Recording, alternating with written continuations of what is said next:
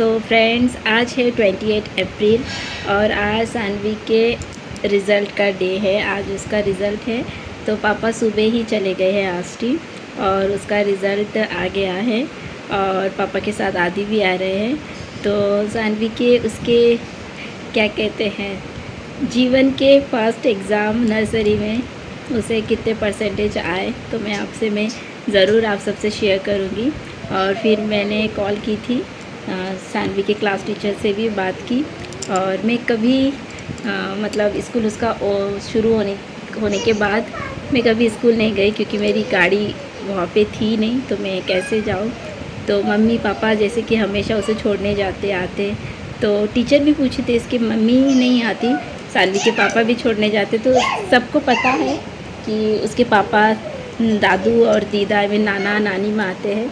तो बोली इसकी मम्मी कहाँ है, क्योंकि बहुत लोगों की मम्मी भी आती है। तो मम्मी ने ना एक दिन सब कुछ उसके क्लास टीचर को बताए तो बोले ओके। तो अभी मैं बात की कि मैम कैसा रिज़ल्ट आया, बोले अच्छा आया। और उसे फीवर था तो टीचर ने भी बोले कि उसको बुखार था ना, तो इसलिए थोड़ा सा कम आया, नहीं तो वो अच्छे मार्क्स लेती थी और कितने अच्छे मैं आपको दिखाऊंगी। तो टीचर को बोली आप ध्यान रखिएगा मैम मेरी कंडीशन। बोले हाँ मुझे पता है।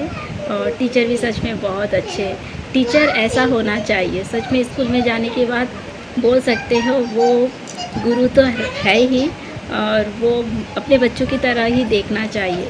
तो सानवी भी हमेशा बोलती है उसके टीचर साहब उससे बहुत प्यार करते, ध्यान रखते। तो टीचर भी बोल रहे थे पापा को कि उसकी मम्मी घर में उसे ध्यान रखती है, इसलिए इतने परसेंट आए। और उसको बुखार नहीं होता तो उसका क्लास भी बहुत अपसेंट गया, नहीं तो और अच्छे मार्क्स लाती थी। पहले पापा ने मुझे बोले तो है, बट मैं वेट कर रही हूँ कि मैं उसके रिज़ल्ट देखूँ फर्स्ट, उसके स्कूल का पहला रिज़ल्ट।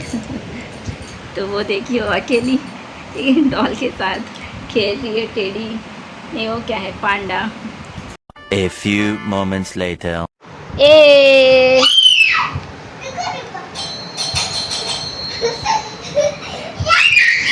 कितनी खुशी, पापा आ गए। तो मम्मी जी झाड़ू लगा दे रहे हैं, ढक्कन दो डब्बास।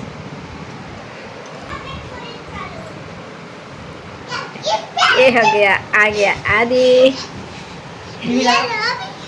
अभी काम चालू करूँ। दादू का है, दादू तो आ गई। ये देखो,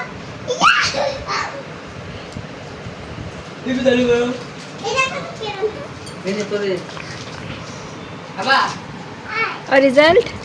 सो फ्रेंड्स, मैं बहुत जल्द सना का रिज़ल्ट में कितना परसेंटेज आया उस पर मैं वीडियो में लेके आऊँगी।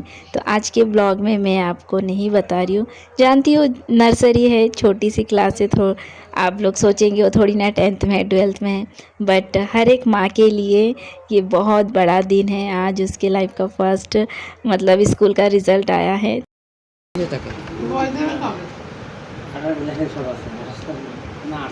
तो जो भी व्हीलचेयर पे जो भी माँ होंगी वो रिलेट कर पाएंगी मेरे जो खुशी, मेरे इमोशनल, मेरा मतलब कुछ दर्द, जो भी व्हीलचेयर यूज़र माँ है वो समझ पाएंगे। तो इसके बाद वाला वीडियो आप ज़रूर देखिएगा, मैं बहुत सारी बातें आप सबसे शेयर करना चाहती हूँ। तो यहाँ देखिए शाम को अपने बड़े भैया के साथ, और पापा भी गए हैं, बाज़ार गई है।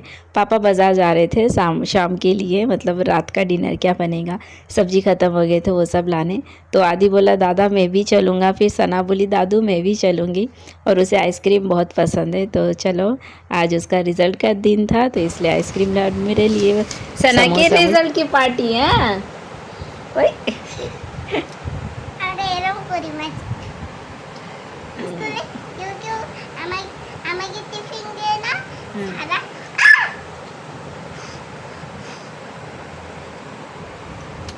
तो यहाँ देखिए सना मुझे आइसक्रीम वाइट खिला दी।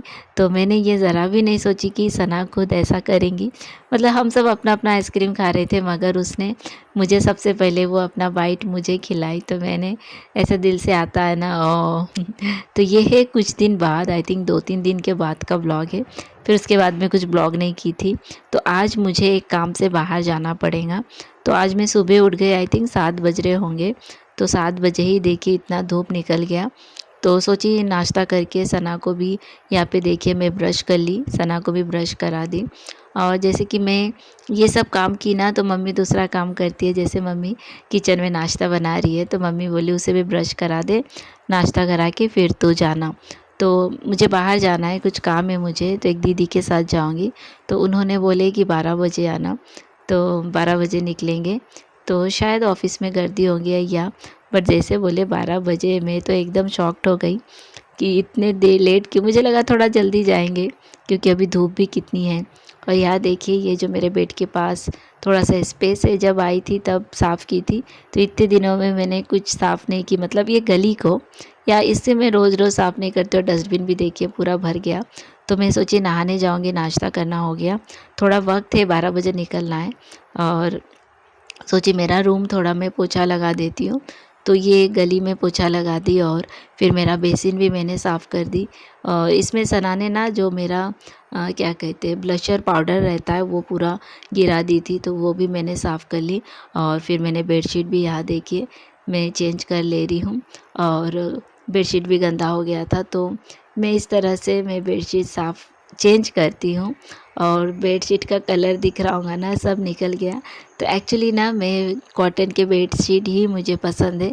जैसे कि मैं देखिए बैठ के सरकती हूँ, तो अगर दूसरा जो टेरिकॉट या दूसरा कुछ भी मतलब कपड़े का क्या कहते हैं फैब्रिक का बेडशीट होता है, तो वो ना मैं बैठ के सरकती है तो वो भी निकल जाता है।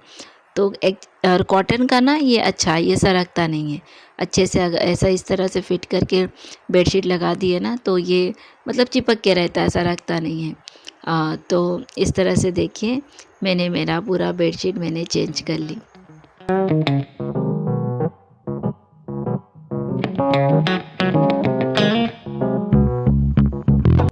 तो यहाँ देखिए मैंने बेडशीट चेंज कर दी और इस तरह से मैं बैठ के सरकती हूँ ना, तो ये कॉटन का बेडशीट होने के कारण ना ये चिपक के रहता है। नहीं तो दूसरा बेडशीट लगाती हूँ ना वो अच्छे लगते हैं, बट वो ना मैं सरकती हूँ तो वो भी सरक जाता है, तो बार बार मुझे बेडशीट को ठीक करना पड़ता है। तो यहाँ देखिए मैं बेड से अभी उतर रही हूँ और मैं सोची जाने के पहले पोछा लगा देती हूँ मेरे रूम और गली और पापा के रूम को। तो यहाँ पे देखिए मैं इस तरह से उतर रही हूँ। यहाँ पे मैं मतलब मैं अपने घर पे मैं बेड से कभी उतर नहीं पाई क्योंकि बेड ऊंचा था। और आपने ब्लॉग देखे होंगे, आने से पहले वो अंकल जाके बेड को कट कर दिए, तो अब मैं ऐसे खुद से मैं उतर भी सकती हूँ।